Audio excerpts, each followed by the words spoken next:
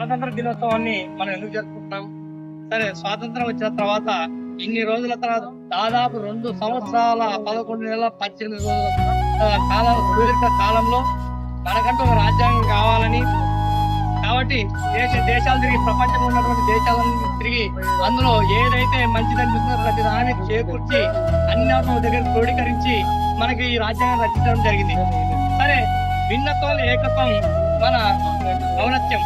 అందరం దాదాపు ఎన్నో మతాలు ఉన్నాయి, ఎన్నో కులాలు ఉన్నాయి, ఇవన్నీ ఉన్నాయని కానీ మనమంతా భారతీయులము అని అందరూ సమానమైనటువంటి రాజ్యాంగానికి తీసుకురావాలి, అందరూ సమదృష్టితో ఉండాలి, కుల మతాలు అని ఏది లేకుండా అందరము మన భారతీయులమనే ఒక నినాదంతో ఈ రాజ్యాంగాన్ని రచించినటువంటి గొప్ప వ్యక్తి ఈయన డాక్టర్ బిఆర్ అంబేద్కర్ గారు. కాబట్టి ఆయనకి ఇప్పుడు కూడా మనం అంతా రుణపడి ఉన్నాం. ఈ విధంగా అందరూ చదువుతున్నామంటే కూడా అది ఆయన రాసినటువంటి రాజ్యాంగం ద్వారా మనం చదువుకుంటున్నాం.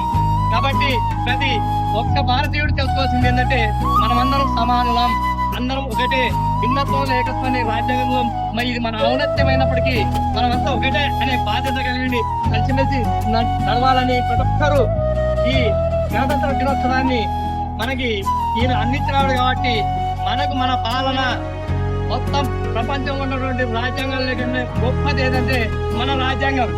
అది మన అంబేద్కర్ గారు రచించినటువంటి రాజ్యాంగం. కాబట్టి ఇలాంటి గొప్ప రాజ్యాంగంలో మనం బ్రతుకుతున్నాం. కాబట్టి ప్రతి దేశం మన వైపు చూస్తుందని ఈ అవకాశం ఇచ్చినటువంటి సందర్భంగా మీకు అందరికీ ధన్యవాదాలు తెలుపుతూ జై హింద్.